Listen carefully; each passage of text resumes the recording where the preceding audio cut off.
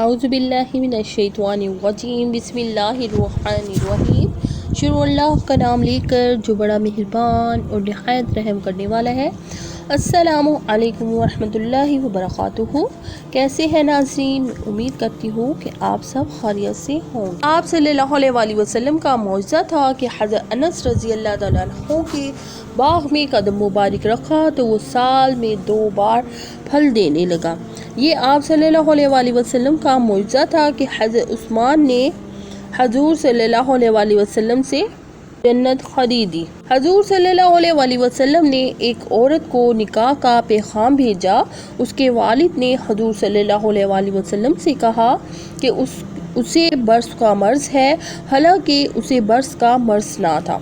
حضور صلی اللہ علیہ وسلم نے فرمایا، یعنی اچھا وہ برص والی ہی ہو جائے تو وہ برص کے مرض میں مبتلا ہو گئی۔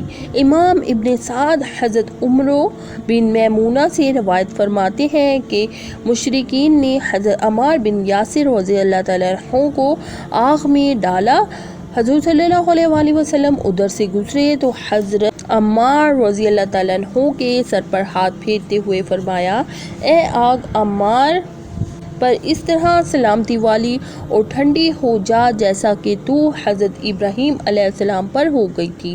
اس پر آگ حضرت عمار رضی اللہ تعالیٰ عنہ پر ٹھنڈی اور سلامتی والی بن گئی۔ یہ آپ صلی اللہ علیہ وسلم کا معجزہ تھا کہ پیالے میں ہاتھ مبارک ڈال کر اس میں سے 5 چشمے جاری کر دیتے تھے۔ یہ آپ صلی اللہ علیہ وسلم کا معجزہ تھا کہ کنویں میں تیر ڈالا جس سے کنویں کا پانی بڑھ گیا۔ یہ آپ صلی اللہ علیہ وسلم کا معجزہ تھا کہ بوڑھی عورت کے مشقیزہ سے آپ نے ساتھ کے سب اصحابہ کرام کو پانی پلایا، لیکن مشقیزہ کے پانی میں کوئی کمی واقع نہ ہوئی اور ویسے کا ویسا ہی بھرا رہا۔ یہ آپ صلی اللہ علیہ وسلم کا معجزہ تھا کہ 2 درختوں کو جوڑ کر اپنے ارد گرد پردہ بنا دیا۔ یہ آپ صلی اللہ علیہ وسلم کا معجزہ تھا کہ ایک سرکش گھوڑے پر اپنا قدم مبارک رکھا تو وہ مطیع ہو گیا۔ یہ آپ صلی اللہ علیہ وسلم کا معجزہ تھا کہ درخت نے جھک کر نبی کریم صلی اللہ علیہ وسلم پر سایہ کیا۔ یہ آپ صلی اللہ علیہ وسلم کا معجزہ تھا کہ سوکھی بکری کے تھنوں سے دودھ کے برتن بھر گئے۔ یہ آپ صلی اللہ علیہ وسلم کا معجزہ تھا کہ معراج سے واپسی کے بعد سورج غروب ہونے سے روک دیا۔ یہ آپ صلی اللہ علیہ وسلم کا معجزہ تھا کہ ایام خندق میں بھی ایک روز سورج کو غروب ہونے سے روک دیا۔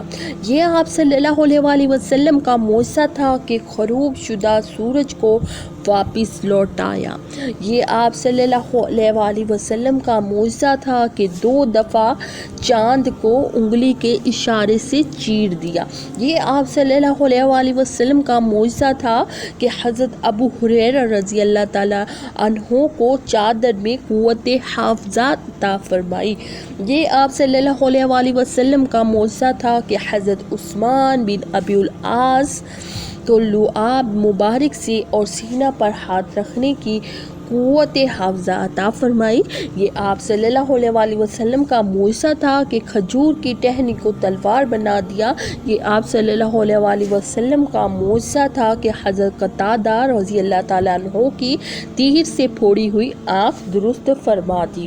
یہ آپ صلی اللہ علیہ وسلم کا معجزہ تھا کہ حضرت ابو ذر غفاری رضی اللہ تعالیٰ عنہ کی آنکھ درست فرما دی۔ آپ صلی اللہ علیہ وسلم کا معجزہ تھا کہ حضرت حمزہ سلمہ کی انگلیوں کو منور فرما دیا۔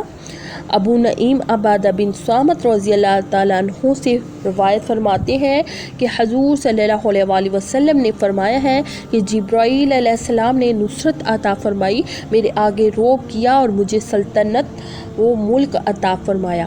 حضرت عبد الرحمن بن ابی بکر صدیق رضی اللہ تعالیٰ عنہ سے روایت ہے کہ حاکم ابی العاص حضور صلی اللہ علیہ وسلم کے پاس آ کر بیٹھا کرتا تھا۔ حضور صلی اللہ علیہ وسلم نے اس سے فرمایا، یعنی تو ایسا ہی ہو جا۔ تو اس کا چہرہ بگڑ کر ٹیڑھا ہو گیا اور مرتے دم تک اس کا چہرہ بگڑا رہا۔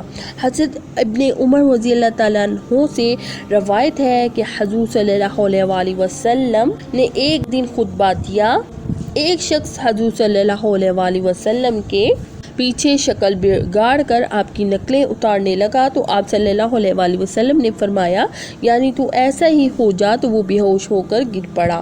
اسے اٹھا کر گھر لے گئے تو وہ ماہ تک بے ہوش رہا، پھر جب ہوش میں آیا تو اس کا منہ اسی طرح بگڑا ہوا تھا جیسا کہ اس نے نقل کرتے وقت بنا رکھا تھا۔ حضور صلی اللہ علیہ وسلم نے ایک مرتبہ ایک اعرابی سے فرمایا یعنی تو زید ہو جا، اور وہ زید ہو گیا، حالانکہ وہ زید نہیں تھا۔ حدیث شریف میں آیا ہے کہ حضور صلی اللہ علیہ وسلم دور سے ایک سوار کو دیکھا تو فرمایا تو ابو ذر ہو جا، تو وہ ابو ذر ہو گیا۔ امام غزالی رضی اللہ تعالیٰ عنہ نقل فرماتے ہیں دنیا کی زمین اور جنت کی زمین کے مالک حضور علیہ الصلوۃ والسلام ہے، اور زمین فتح ہونے سے پہلے جس کے نام چاہتے ہیں الاٹ فرما دیتے ہیں۔ بیت المقدس میں ایک بستی فتح ہونے سے قبل ہی حضور صلی اللہ علیہ وسلم نے حضرت تمیم داری اور ان کی اولاد کے نام جاگیر فرما دی۔ وہ بستی آج تک ان کی اولاد کی ملکیت و قبضہ میں چلی آ رہی ہے۔ بعض حاکموں نے اس ملکیت کو تبدیل کرنا چاہا تو امام غزالی رضی اللہ تعالیٰ عنہ نے حاکم پر کفر کا فتویٰ جاری کر دیا کہ حضور صلی اللہ علیہ وسلم تو جنت کی زمین جس کے نام چاہتے جاگیر فرما دیتے، تو دنیا کی زمین بطریق اولا جس کے نام چاہیں الاٹ فرما دیں۔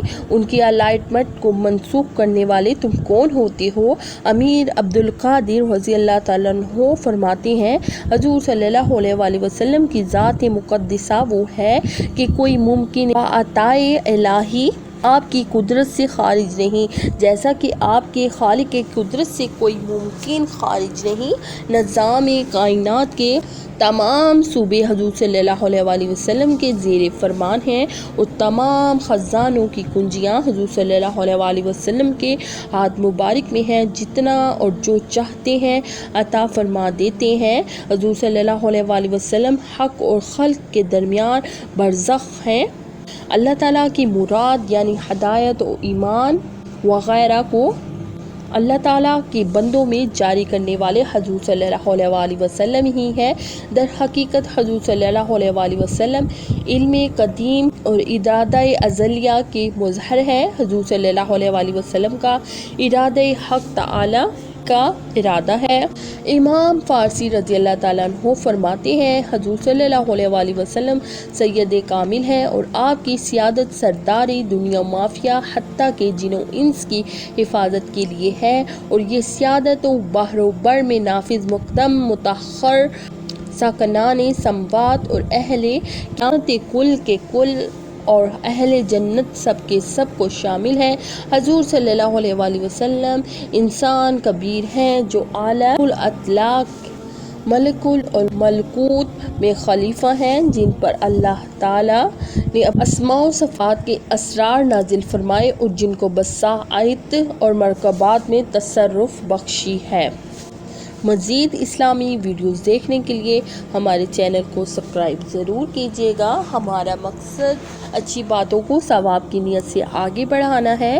ہمارے چینل کو سبسکرائب ضرور کریں اور ہمارے اس نیک مقصد میں ہمارا ساتھ دیں، اور اگر ویڈیو پسند آئے تو اسے لائک اور شیئر ضرور کریں۔ اللہ تعالیٰ آپ کا حامی و ناصر ہو۔ السلام علیکم ورحمۃ اللہ وبرکاتہ۔